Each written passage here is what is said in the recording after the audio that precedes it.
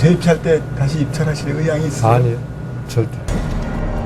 지난 5년 우리의 강이 뜨거운 관심을 받았습니다.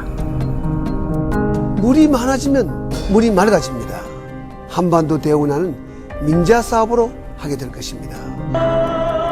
국민들의 반대에 대운하 사업은 일부 후퇴하는 듯했습니다. 대선 공약이었던 대운하 사업도 국민이 반대한다면 추진하지 않겠습니다. 대운하 사업은 4대강 살리기 사업으로 이름을 바꾸고 정부는 마스터 플랜을 세우도록 지시합니다. 당시 자발적으로 착수해서 전 국토가 거대한 공사장처럼 느껴지게 해야 된다.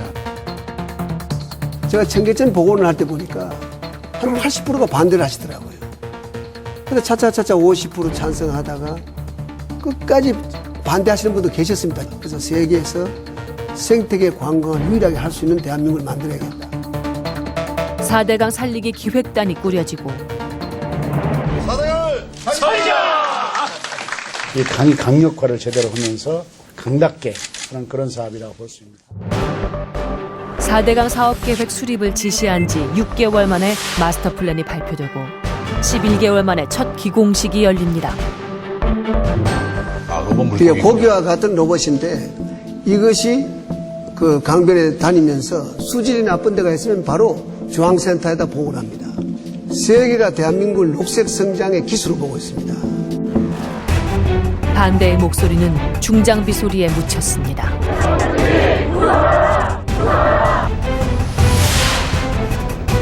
공사 현장을 실시간 중계하는 CCTV 모니터가 국토부 상황실에 설치되기도 했습니다.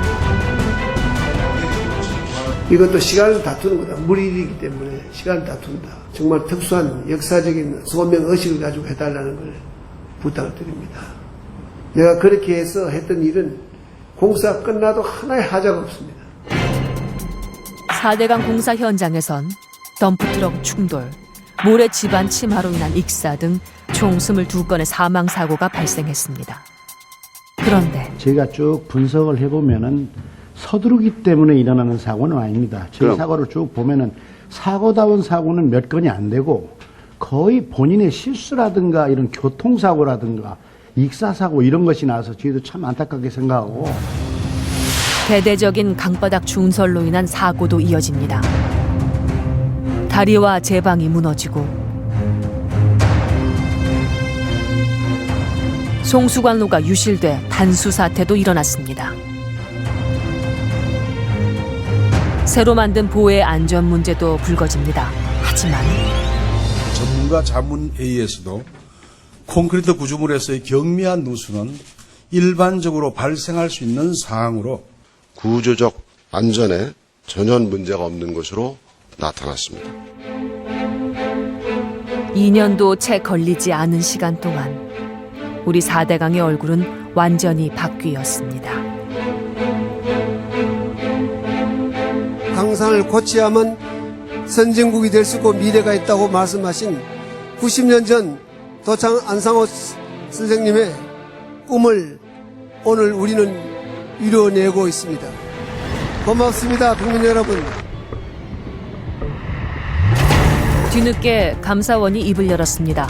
대통령실의 요청 등에 따라서 기후변화 대비와 함께 추후분화 추진에 지장이 없도록 당초 계획에 비해 준설 및 보해 설치 규모를 확대하였습니다. 어떻게 이런 일이 가능했을까요? 공사 계획 기간 단 11개월. 이렇게 짧은 시간에 이렇게 큰 규모의 공사를 계획하는 것이 합당한 일일까요? 말이 안 되죠. 댐의 경우에 보통 한 10년 이상 걸립니다. 계속 한 30년 돼야만이 겨우 이제 타당 정조사, 기본 설계, 실설계, 환경 영향 평가, 그 다음에 시공 이러자면 거의 한 10년 이상 계획이 이루어져야만이 이제 착공 단계에 들어가는데 이거는 2년 만에 1년 만에 계획을 했다. 이건 상상할 수 없는 사업. 4대강 사업 계획이 만들어지고 검토된 11개월의 시간. 그때 대체 무슨 일이 있었던 것일까? 나는 헌법을 준수하고 국가를 보위하며 우리나라 법 제도가 보면 굉장히